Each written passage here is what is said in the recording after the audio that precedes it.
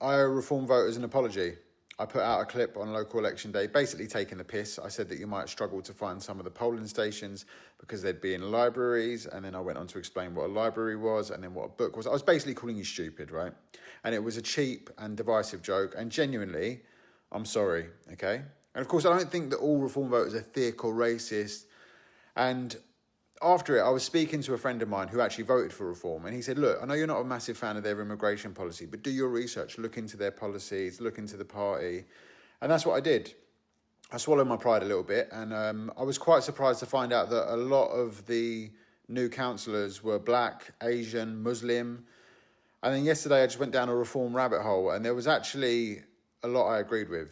You know, I thought they were a bit of a racist party before, but Reform's policies aren't hostile to all immigrants. You know, because if you're a wealthy non-dom, you will get tax breaks, which makes the country more desirable. And, you know, that money will trickle down into the economy.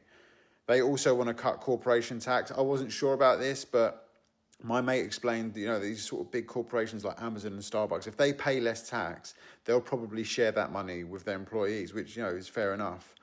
And then I read about the privatisation in healthcare. They want more privatisation in the healthcare system like America. So if you can't afford it, you can't get it, basically, which, you know, like makes sense, because why should I have to pay for someone else who can't afford it?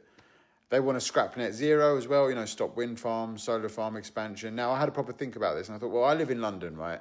What has the net zero policies like ULEZ and electric bus, what has that actually done for the city? You know, I can see the stars now and I can breathe a bit better, but that doesn't feel like London to me, you know, so we're sitting on a lot of coal. We might as well dig it up.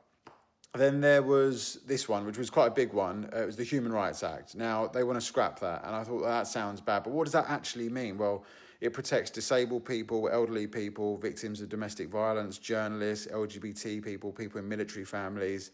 And I realised I don't actually belong to any of those groups. So fuck them, you know.